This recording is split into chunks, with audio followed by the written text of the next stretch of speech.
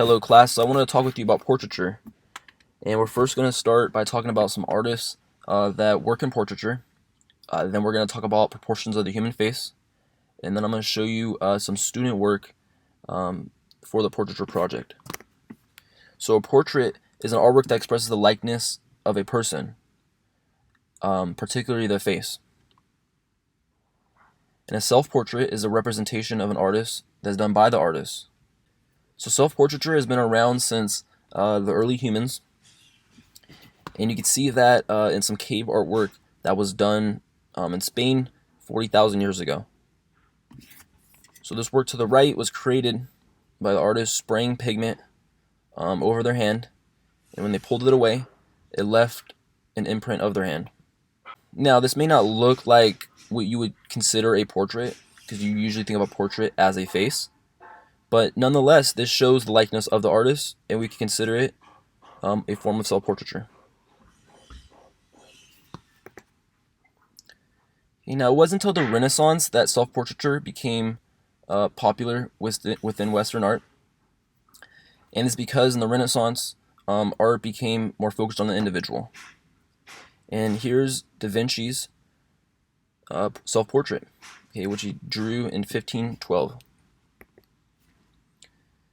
Okay, Rembrandt is a painter who did many self-portraits, and here's one on the left of him as a young man, and here's one on the right of him as an old man.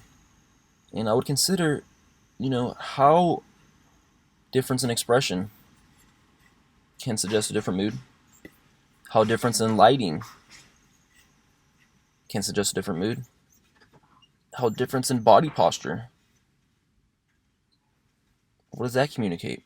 The fact that in this work, the artist is turned a little sideways, and in this one, the artist is facing the audience more directly. This is two more portraits by Rembrandt. Another one of them as a young man, and maybe another, and then one on the right of him as, let's say, a middle-aged man. Consider what the effect that expression has on any mood or emotion that's communicated. Okay, as well as body posture. The fact that this one's a little bit at an angle, what does that suggest? Where this one looks a little bit more upright. Another artist that's very interested in self-portraiture is Van Gogh, Vincent van Gogh. These were all done by Van Gogh, except this Lego one. Van Gogh didn't do Legos. Or this one on the right. Okay, this is a photograph inspired by Van Gogh. But all these other ones are done by Van Gogh. And I would want you to consider the fact that context adds to the portrait and what it expresses. The effect that facial expression has to what's communicated. The effect of props, colors, mark making, composition. What effects do these have on the ideas, the feelings that are communicated? Okay, another artist that's very interested in self-portraiture is Frida Kahlo. And her work is very symbolic. I personally don't know what these symbols stand for, but I see a lot of roots, a lot of plant life. Okay, makes me think of growth, perhaps personal growth. It's a very interesting double portrait. What effect do you think it has to have two Fridas? So these are two portraits by Chuck Close. And Chuck Close is a photorealistic painter, which means he makes paintings that look photographic, and they're done from photographic reference. And they're done very large, they're about 6 feet tall, okay, and they're done in this very detailed style. There's one of them is a younger man, and there's one of them is perhaps a middle-aged man.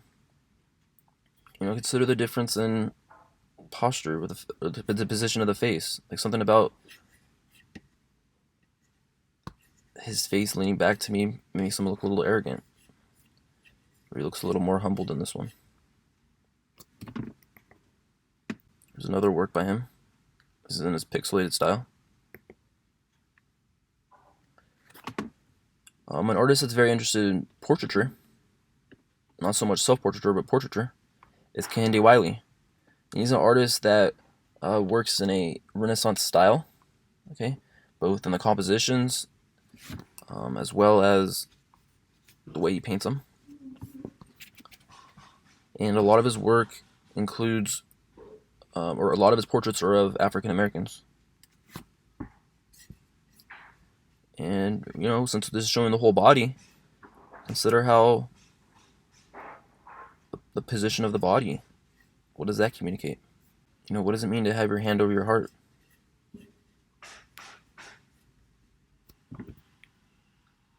To be barefoot. Here's a triptych by Kehinde Wiley. So now we have another portrait that has multiples. So what do you think? What effect does it have to have a multiple portrayals of an individual? So I'm gonna talk about facial proportions, and these are proportions that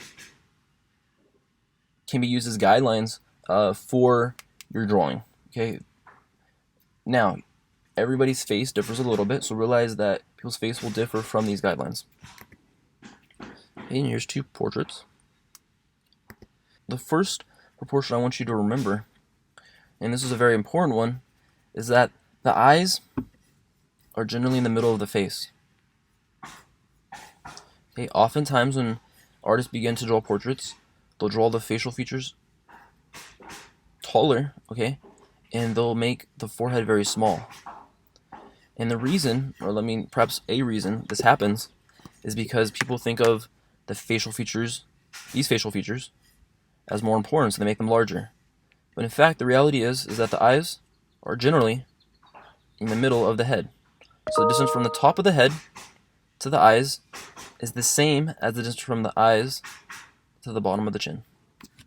Okay, another thing we want you to look out for is the symmetry of the face. Okay, so if you draw a vertical axis down the middle, you realize that the face is usually symmetrical on each side.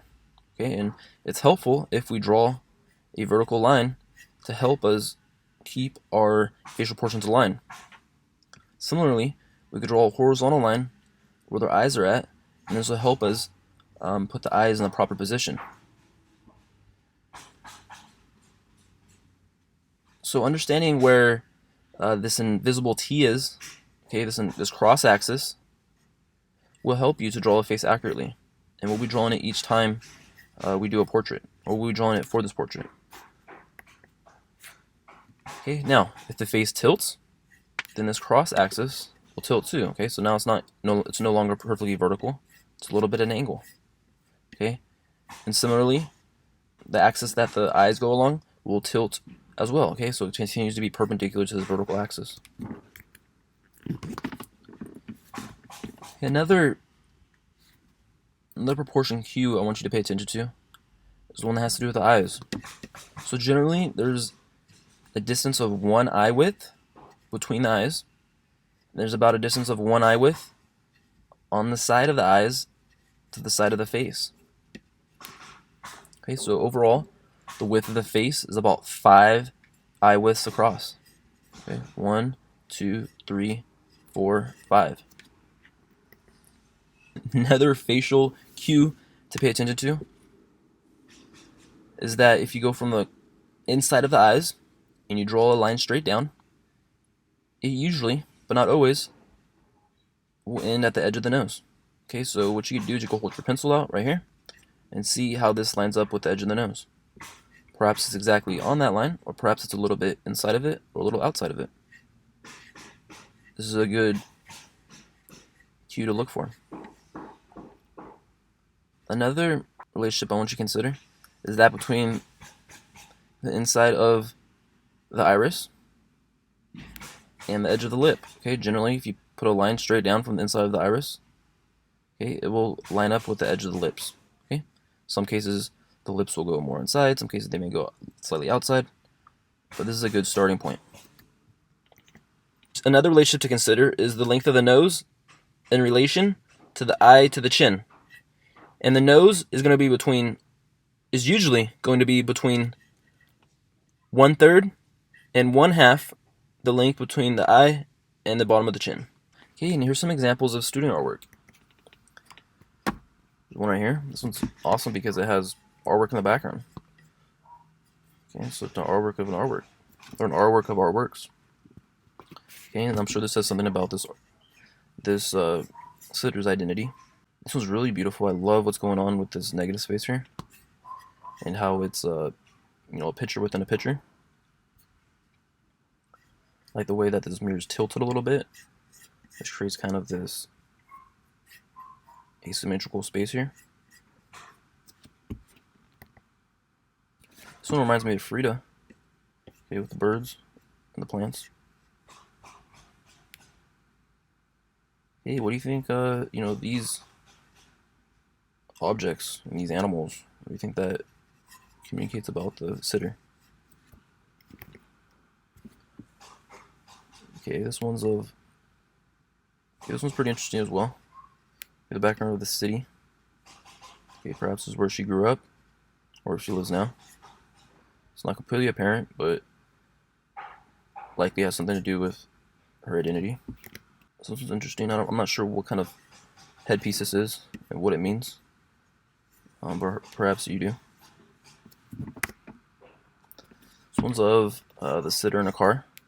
I'm really interested in the light that's coming in from the right-hand side.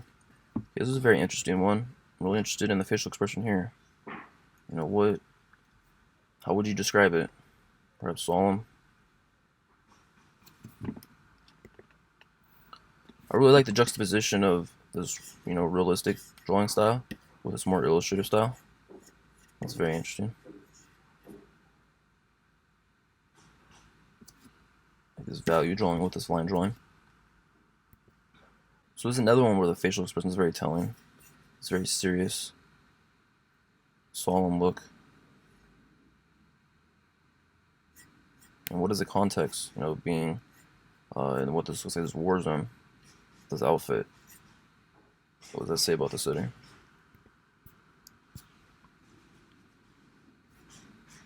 And I think what's great about this one is it's kind of the goofiness of her facial expression matches the background. It's really interesting.